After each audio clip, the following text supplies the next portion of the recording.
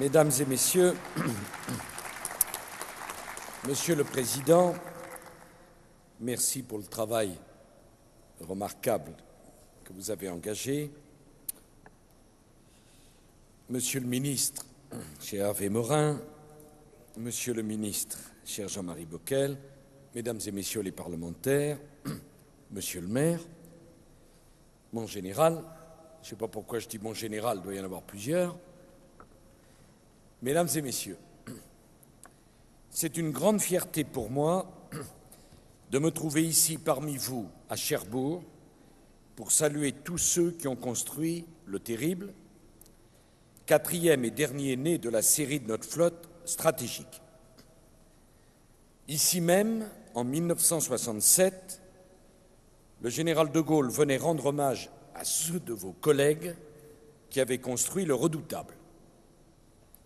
Comme vos anciens, vous pouvez être fiers de ce sous-marin, symbole de la haute technologie et de la détermination de la France à conserver la maîtrise de son destin.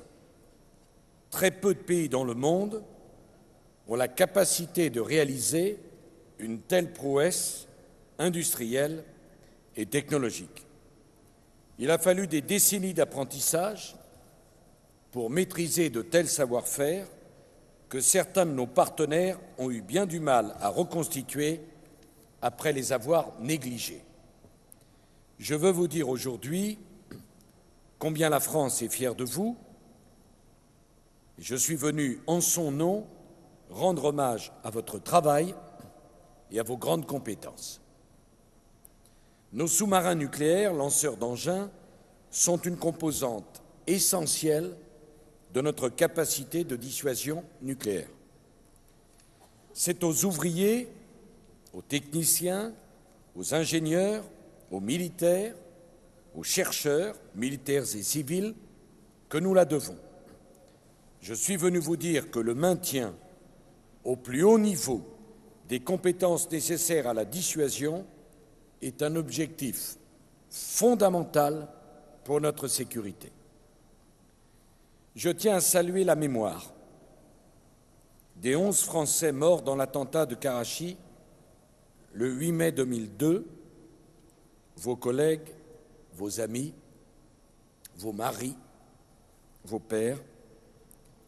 Je sais que leurs proches se trouvent parmi nous. Je leur ai annoncé que je les rencontrerai dans les 15 jours qui viennent à l'Élysée, en compagnie du ministre de la Défense, pour faire le point sur l'évolution de l'enquête.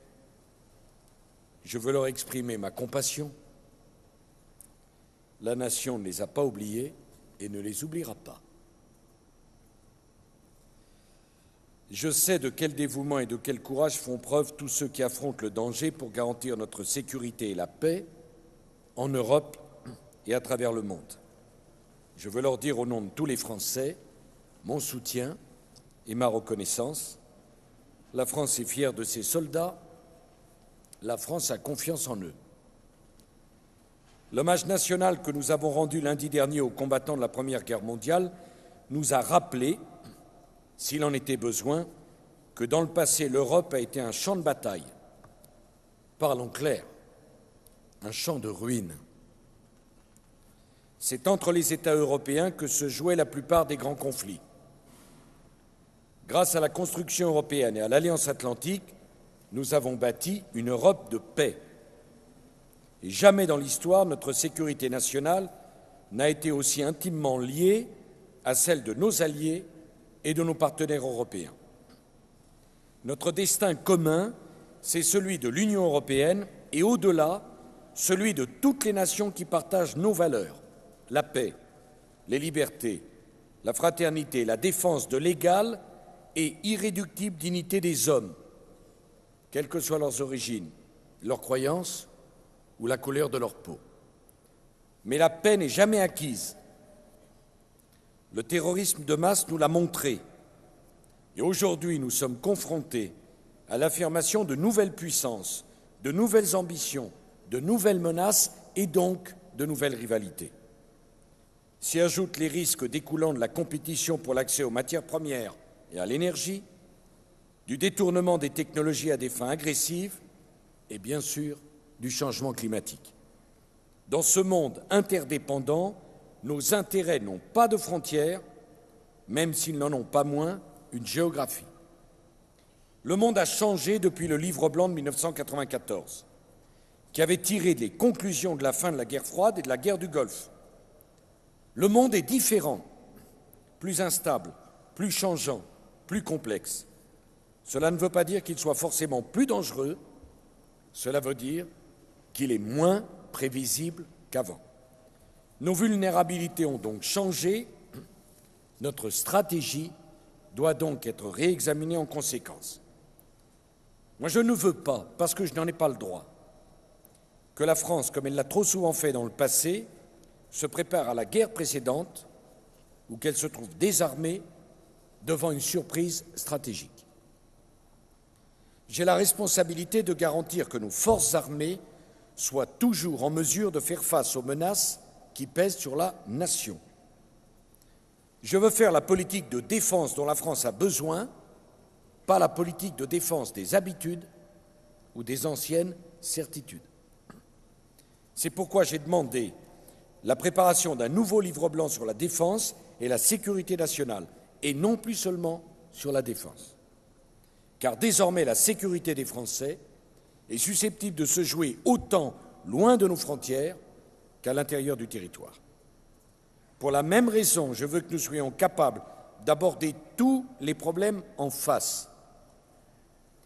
Je dois la transparence, je dois la vérité à nos armées, je dois la transparence, je dois la vérité à tous les Français. La vérité, la voici. J'ai trouvé à mon arrivée une situation financière plus que difficile. Pour atteindre le modèle d'armée 2015, il aurait fallu, selon les perspectives financières de la défense, augmenter de 6 milliards d'euros par an son budget d'équipement, soit une hausse de 40%. Qui peut me dire que cet objectif est seulement crédible? Ces perspectives financières représentent un mur incompatible avec l'engagement que j'ai pris auprès des Français et auprès de nos partenaires européens de redresser les finances de la nation en déficit depuis plus de 25 ans. Je n'ai pas l'intention de poursuivre les méthodes du passé, celles qui ont conduit à me placer dans cette situation, car chacun s'y trouve perdant. La collectivité nationale, qui a le souci légitime que ses besoins de défense et de sécurité soient couverts convenablement, le chef de l'État, le gouvernement, le Parlement, qui sont confrontés à la nécessité de douloureuses réorientations, et surtout au premier chef les armées, qui doivent déplorer sans cesse le retard de programmes d'armement majeurs avec leurs corollaires, des matériels qui vieillissent et des coûts d'entretien qui explosent. Je refuse d'être mis devant le fait accompli et de me résigner à ne pas avoir de marge de manœuvre. Le devoir de toute administration, civile et militaire, est de tout faire pour préserver les marges de manœuvre du président et la liberté d'action du gouvernement. Le devoir de tout responsable politique, c'est de se créer des marges de manœuvre pour exercer pleinement sa capacité de décision. J'ai choisi de construire l'avenir avec quelques repères simples. Notre stratégie, nos ambitions, nos alliances, l'objectif européen. Et un principe simple, lui aussi. J'exclus absolument de baisser la garde. Le budget de la défense est le deuxième budget de l'État. Il le restera. Il ne baissera pas. Je m'y suis déjà engagé. Je renouvelle cet engagement de façon solennelle. Mais je proposerai les choix, trop longtemps occultés, propres à concilier la protection des Français, l'indépendance du pays et sa souveraineté financière. Pour orienter l'effort militaire du pays, je ne me baserai pas sur des analyses vieilles de 15 ans. J'ai demandé un livre blanc pour ce début du XXIe siècle, qui propose un concept global de défense et de sécurité nationale de notre pays et de ses intérêts à l'horizon des 15 années à venir. En s'appuyant sur les grandes fonctions que doivent assumer nos armées, la Commission doit formuler des orientations claires qui nous permettront, avec le ministre de la Défense, de faire des choix stratégiques et politiques. Le modèle d'armée 2015 a été reconnu comme obsolète par la Commission du Livre blanc. Chacun sait qu'au surplus, ce modèle était irréaliste. On ne l'a pas dit aux Français, eh bien je le leur dis. Je me refuse donc à partir de ce modèle d'armée pour simplement constater des renoncements. Il est vain de poursuivre indéfiniment des modèles hors d'atteinte. Comme il est vain de prétendre construire un modèle pertinent en se contentant de la dégradation de modèles périmés. D'ailleurs, peut-il exister un modèle d'armée immuable pour la défense de notre pays? Quand les menaces changent, quand notre stratégie évolue, n'est-il pas normal que notre effort militaire se renouvelle également? Pour assurer la protection des Français, il faut que leur outil de défense soit le plus opérationnel, le plus efficace possible. J'en tirerai toutes les conclusions avec le plus grand réalisme. Les réformes, nous les ferons. C'est le mandat que m'ont donné les Français. Ce processus de réforme et de rationalisation exemplaire qu'Hervé Morin a déjà engagé, il se fera entièrement au profit de l'outil de défense et de ceux qui le servent. Pour que nous soyons capables de le préparer de façon constructive et sans tabou, j'ai choisi d'ouvrir la réflexion. La commission du Livre blanc que préside Jean-Claude Mallet est composée de personnalités venues d'horizons très divers. Le Parlement y est étroitement associé dès l'origine et à chaque étape de la réflexion. Les commissions du Sénat et de l'Assemblée nationale seront consultées sur le projet de Livre blanc. Le Livre blanc sera présenté par le Premier ministre à la représentation nationale. J'aurais aimé le faire moi-même en tant que chef des armées, mais pour l'instant, la Constitution me l'interdit. Je souhaite que la prochaine révision de la Constitution corrige ce qui est devenu une anomalie et renforce plus généralement les prérogatives du Parlement, en particulier pour tout ce qui touche à notre défense nationale. Il faudra en débattre autant que nécessaire. Le Parlement se prononcera sur les choix que je ferai avec le Premier ministre et les ministres, puisqu'au terme des travaux, une nouvelle loi de programmation militaire sera soumise au Parlement. Je rendrai le moment venu mes arbitrages et je les expliquerai à la nation. Vous pouvez être assurés que j'assumerai toutes mes responsabilités, car ce qui inquiète le plus, ce n'est pas la perspective des choix, c'est l'absence de décision. Les choix seront faits pour que la politique de défense soit la plus utile, la plus pertinente, au service d'une grande ambition pour la France et pour l'Europe. Mon premier devoir en tant que chef de l'État et chef des armées est de veiller à ce qu'en toutes circonstances, la France, son territoire, son peuple, ses institutions républicaines soient en sécurité. Et qu'en toutes circonstances, notre indépendance nationale et notre autonomie de décision soient préservées. La dissuasion nucléaire en est la garantie ultime. Prendre la mesure de cette réalité, c'est la lourde responsabilité de tout président de la République. Je souhaite aujourd'hui partager avec vous mes réflexions sur ce sujet.